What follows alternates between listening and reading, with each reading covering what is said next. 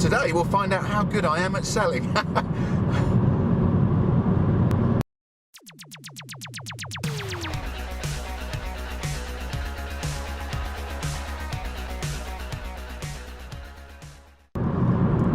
Today I'm on my way to see 3 companies. I'm going to see a manufacturer, a wholesaler and a retailer. So the full set.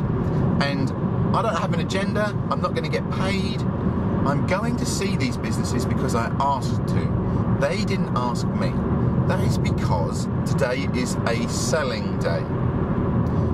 I have approached some companies that I think we would enjoy working with. Very simple approach, just a quick email saying, look, this is who we are, go and look at our website, look at our videos. Do you think there's any mileage in meeting? And literally that is the line I use. Do you think there's any mileage in meeting up and talking about potentially working together? 3 have come back and said, yes, we don't know what you might do for us, but we think there's something there. Can you come and meet us? And I said yes. And we always do that. Before we start working with people, we'll always do a session with no fee, just to prove the value of what they're about to do. Now, the reason to do the video is, today we'll find out how good I am at selling. And I'll update you later. Whatever happens, even if nobody signs up, I'll update you, because that is sales.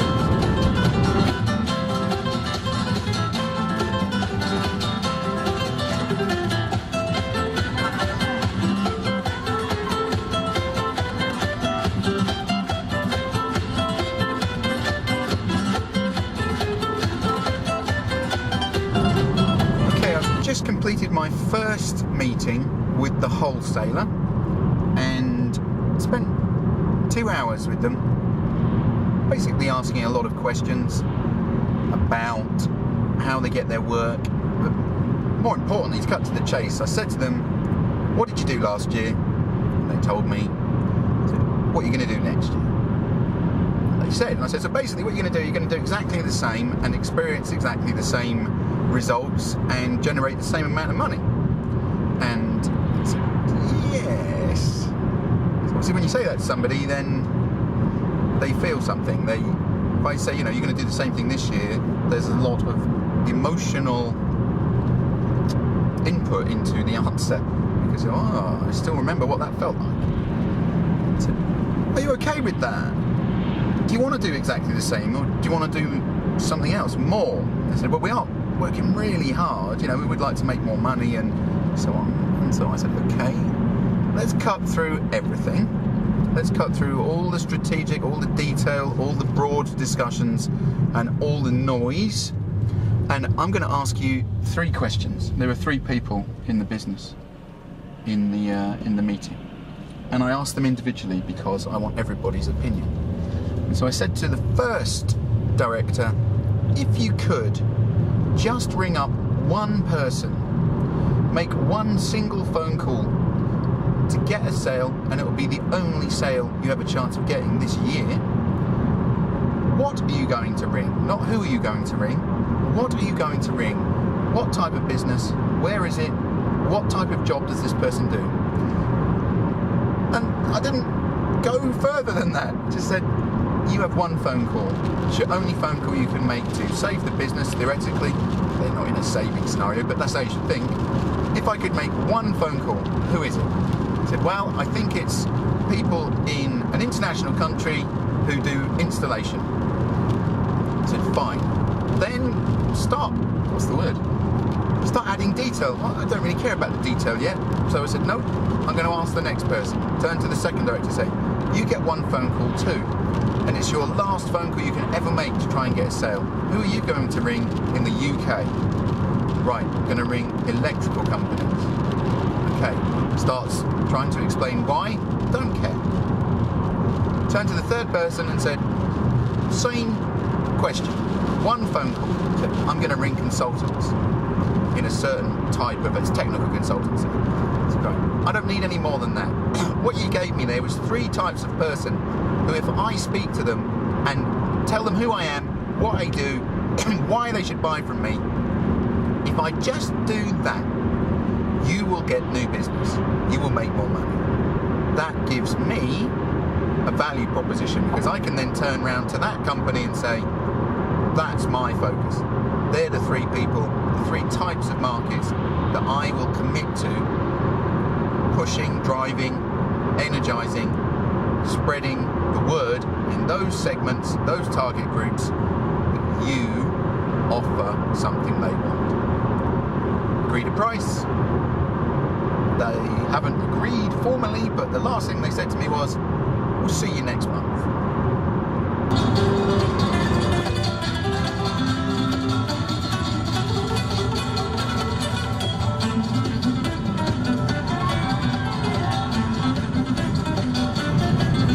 Okay, I've just left the meeting with the manufacturer, and that was different. That was an hour instead of a longer sort of diagnostic session.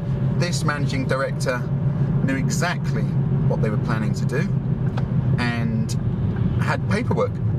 And their plan is to purchase a piece of machinery for around £80,000-90,000, and they were exploring funding. Was there any support to purchase capital equipment such as manufacturing machines? And that's what's the word? A targeted meeting, because I can immediately reply to that. I don't have to ask questions diagnostically to identify opportunities. They're there. They've already done that. That business have considered it and they've said, we're going to buy a machine. And yeah. So it's quite simple for me, which is I say to him, well, we could do that for you. He's like, what do you mean? And I said, well, we could submit the application for you and take that off your desk. So why would I get you to do that for a fee? So, oh, lots of reasons. The first is you're a busy man, your time is valuable, and you'll save that immediately in terms of freed up development time. That's probably the least important reason to use a third party to submit a grant application. The second reason is we know what to say. We've been in business support for a good 20 years, and actually applying for funding is very much about how you structure your proposal and pitch, what information you include, what information you don't include, and style. Because whilst you want the money, you have to be thinking of the needs of the grant awarder. Well, that's the second reason. And the third reason is we know people.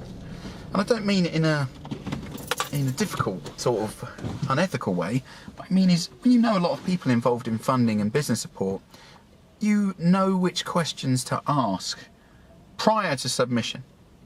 So I can ring someone up and say on their behalf, what do you think about this piece of information? Should I include it? Shouldn't I include it? And that is very useful to know.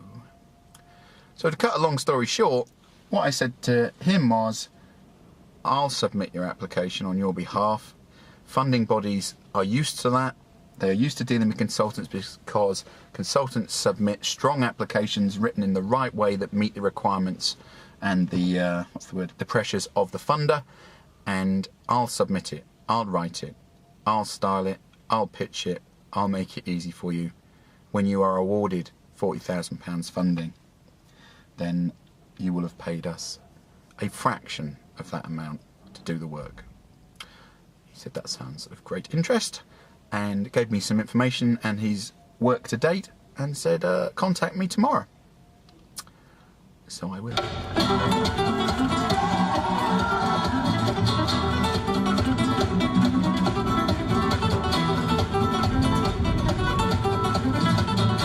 Okay, I've just left my third meeting with the retailer, and they're an online retailer, so unlike the other two sessions, I did have some idea about what kind of work I might be engaged in, because it's all very public, isn't it? I can go onto the website, see how they've used their content, see how they have usability, all those kind of things. But it's not like walking in blind like the previous sessions. However, that still may not be what they want me to do, so never assume. So I walk in, meet the two directors, say hello, introduce myself, they introduce themselves to me, and so on, and ask him what he's planning to do. This is already a successful company, okay? Now, what are you planning to do this year?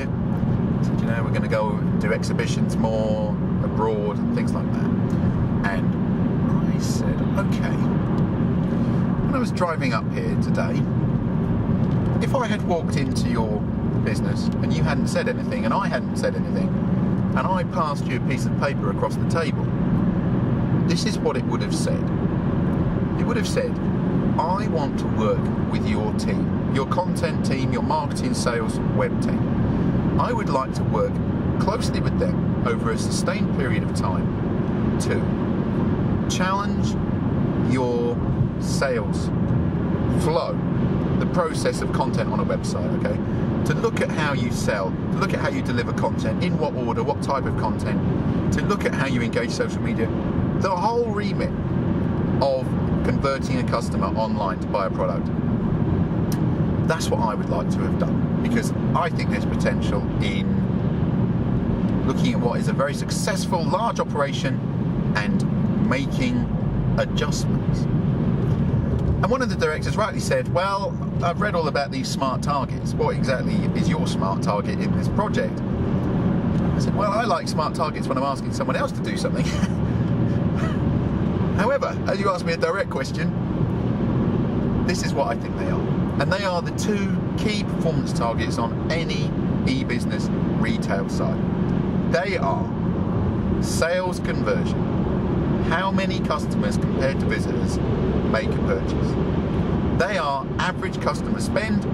Of those customers who made the purchase, how much money did they actually pass on to purchase the product each session, each transaction? And finally, how much traffic did you get? And I don't like that one because I can get loads of traffic that is the wrong kind of people and don't buy anything. And so that's what I committed to as a pitch today. I said, look, I don't want to be a consultant for you. I don't want you to say, go and make these adjustments. Tell me when they're done. I want to transfer the knowledge. I want to work with that person in that office who is your web person so that together we challenge, come up with ideas, make the adjustments, tweak the content, and increase sales conversion and average customer spend. On a scale that this business is operating at, where there are thousands and thousands of transactions every day, if I can make an adjustment in sales conversion of 1%, you will make a return on investment far beyond what you pay me. And I'm happy to work on that basis. And I said, would you like me to send you a proposal this evening? And they said, yes, please. So whilst, I can't say for certain that this day of selling, or even just meeting people, has been successful,